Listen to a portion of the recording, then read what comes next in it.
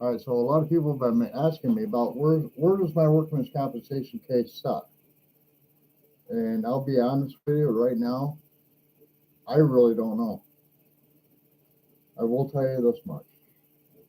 As of almost a year now, I have received no payments from workman's compensation. Thankfully, I do have a pretty successful business. Inflation being what it is, it's not so successful anymore.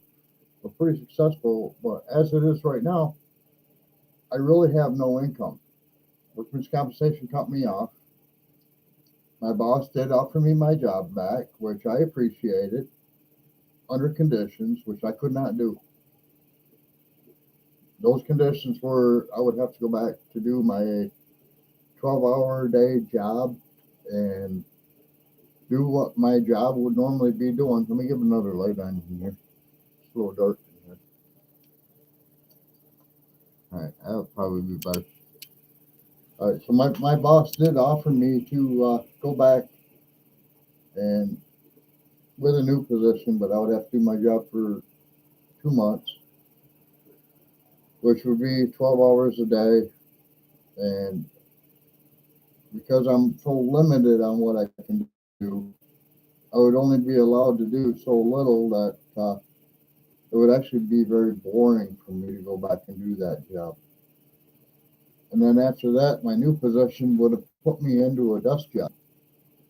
Well, if my job, what I normally did, 12 hours a day, was going to become super boring, what would a desk job do to me? Even if it was only 8 hours a day, what would it do to me? And it would do a lot of more damage, more harm than me being who I am. I was never a person to want to just sit around in a chair. I mean, I did at times. There was times I just didn't feel like doing anything, and that's typical. 32 years on a job, you just fall into that play where you're just like, I don't want to do this. And but even though I wasn't required to do it and I didn't want to do it, there were a lot of times where I did want to do it, and I would go down and I would help anybody that needed help. That's how I got hurt. Actually, I was working with a warehouse crew when I got hurt. That wasn't my job. My job was supervising a chemical plant and making sure it stayed running and make sure everything was working the way it was supposed to be. If they needed somebody to go down and help pack, I would go down and help pack. I actually enjoyed packing. Time flies when you have something to do. It drags when you don't. So for me, a 12-hour shift would be just like, what am I supposed to do with my mind during that 12 hours? Granted, every hour you got to get up and you got to run a test or whatever. That test takes 5 minutes. So that's a total out of a 12-hour day, 1 hour that I'm actually going to be working. And I just couldn't picture that being anything that I could possibly justify. I can't justify earning my pay doing that. I can't justify my mentality doing that. I can't justify anything doing that. And that's why I enjoyed going down and saying, hey, warehouse guys, you need help? You need somebody to pack? I'll pack. You need somebody to go wrap pallets? I'll go wrap pallets. You need somebody to stack pallets? I'll go stack pallets. You need somebody to load a truck? I'll go load a truck. That was my job. It wasn't my requirement, but that's what I did. And I did it on a daily basis for 32 years. Well, then you're going to say, okay, well, you got to do this for 2 months, 12 hours a day. And then we're going to put you behind the desk for, I don't know, 8 hours a day, 5 days a week, be on call to take over maintenance. And I would love that. To be honest with you, I would love that. But to do the maintenance, which I always would have handled, I'm required to oversee the maintenance. I'm not allowed to carry anything. By doctor's orders, I'm not allowed to carry anything over 40 pounds. So that pretty much meant, other than a small toolbox, I wasn't carrying anything. I wasn't going to be permitted to be invested in the work as far as doing the work. I was going to be there to just check the work to make sure it was done properly. That's a pretty hard job to take. Did I want to? Yes and no. It would be salary. Salary and I have been in the same phase of time here and there before. I did it as a restaurant manager, and I got screwed terribly because the other guy was on salary too. He didn't always show up for work, so it always ended up being, okay, Dave gets to work, start up, shut down, and the other guy still gets paid, and ended up being, okay, Dave gets to work, start up, shut down, and the other guy still gets paid, and I don't get paid extra for carrying over his shift. So I'm not real crazy about salary. It's not the way I was brought up to work. The way I was brought up to work was either you do the job or you don't have a job. So that was kind of an issue with me as well. To do the on-call, well, that's 24/7 on top of, you might have worked 8 hours today. Yeah, she get paid more as an employee if you get called in. But as a salary worker, you just got to go in. You don't get paid more. If you're there for 1 hour or 5 hours, it doesn't matter. You're still getting the same paycheck every week. And that's an issue for me. So workman's comp hasn't paid me for, I'm going to say almost a year now, where I have to rely on my own income based on my own businesses that I already had established long before I got hurt. And I have the option. Should I go back? Can I go back? Will I go back? Well, I haven't got a doctor's release saying I can go back. It's been over 2 years. This is an accident that happened on July 21st, 2021. So we're well over the 2 year mark. I really thought by now they would have come up with a settlement, go back to in front of the Workmen's Compensation Board, do an independent medical examination, and get this thing taken care of, and it hasn't happened. It hasn't happened. And I'm not getting paid for it not to happen. I will say that for the last, I'm going to say probably 10 months, I've been fighting to get another cortisone shot. Thankfully today I did go get another cortisone shot because my doctor took it out of the insurance company and Workmen's Compensation Board hands and took it into his own and did it at his office. Is it proper? I don't know.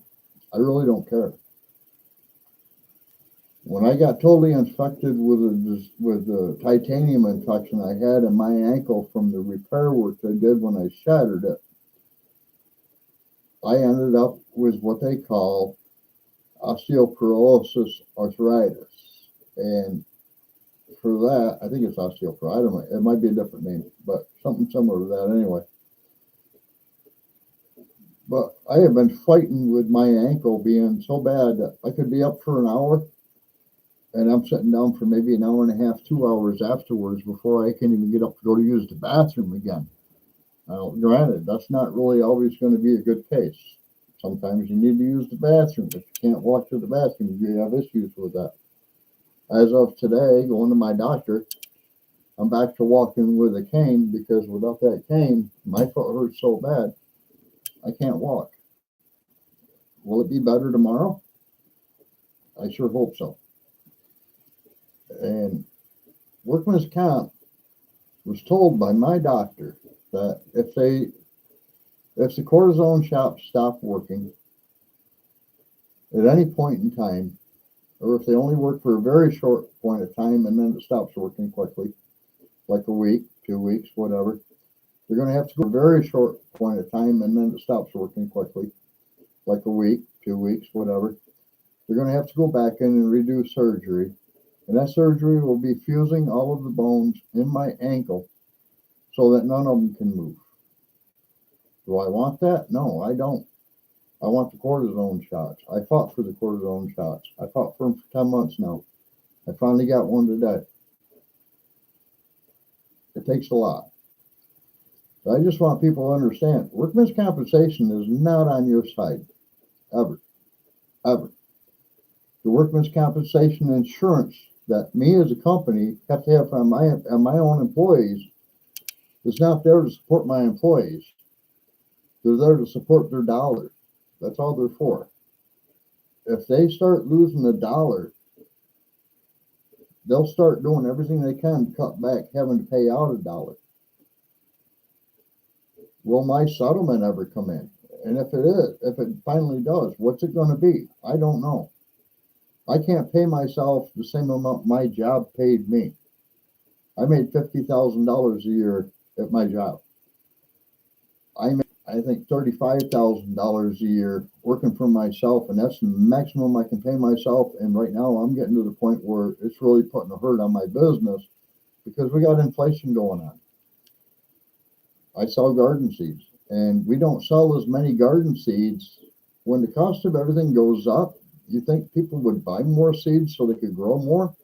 They don't. They don't. Because it's not just the garden they need to concentrate on. They need to have things like meat, electricity, water. Electricity is number one, you know? And they have to have all these other things. So you can't just grow a vegetable garden unless you're a vegetarian.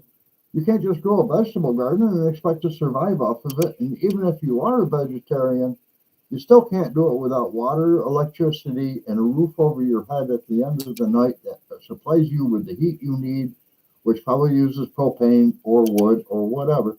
And then you got the stupid ass government we got going on. They don't want you to have gas stoves. They don't want you to have ceiling fans. They don't want you to have this. They don't want you to have that. Come on. How wrong is this situation? Seriously, how wrong is it? I'm fighting with the insurance company. I'm listening to the government tell me I'm not allowed to do the things that I need to do to survive.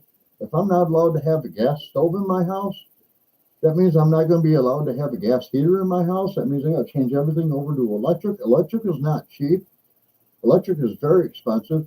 You can't plan on switching over to solar. Solar is not liable. I'm honest. Solar is not liable. I just watched a video the other day where they were using wind farms in Texas. And every 2 to 3 years, a windmill gets decommissioned. They have to remove the fins off that windmill, replace them, probably replace the motor and a whole lot of bearings and stuff. Those fins are made out of fiberglass. They're not recyclable. And there's very few things that are happening where they can take them, regrind them down, and use them again. Now, I've heard for road surfacing, they can use fiberglass. Well, that might be better than asphalt. I don't know. But I also don't know how much it's going to cost because you got to have power in order to grind down the fiberglass, and you don't get the power from the solar system. So now what are you relying on? Back to fuel oils. It's just so stupid. And now you got all these guys pushing these EV cars, EV buses. Now they want EV trucks. I hate to disappoint you, but a typical EV car right now gets an average of about 300 miles per charge. And then they pull into a charging station to be recharged. That charging station is not run by photovoltaic cells. That charging station is run off either nuclear, which is the number one key one, it's the cleanest one we got, or fuel oil.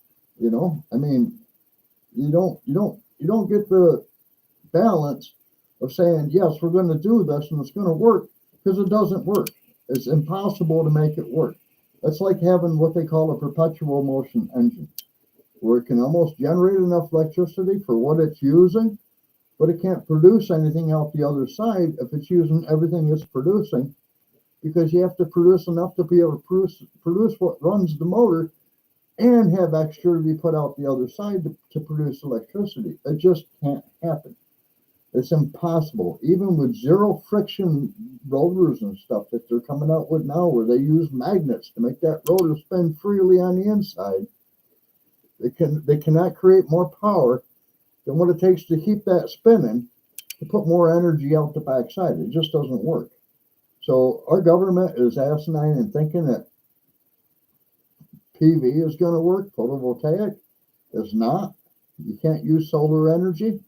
Wind energy, you're wasting an awful lot of money to prove that wind energy is totally inefficient, and we don't have a means of getting rid of the parts that go bad. And I think maybe water, hydroelectric. Niagara Falls has proved for years hydroelectric is pretty good. We don't benefit by it. The electric company does. The hydroelectric is pretty good, but that's the only one out of three. Those are your only energy sources outside of the fuel. They don't want us to drill oil wells. They don't want us to do this. They don't want us to do that. They're killing us by saying they want to save us. That's my rant, I guess. I don't know. I just want to get everybody invested in this one. If you hear me, hear me. If you don't, you don't.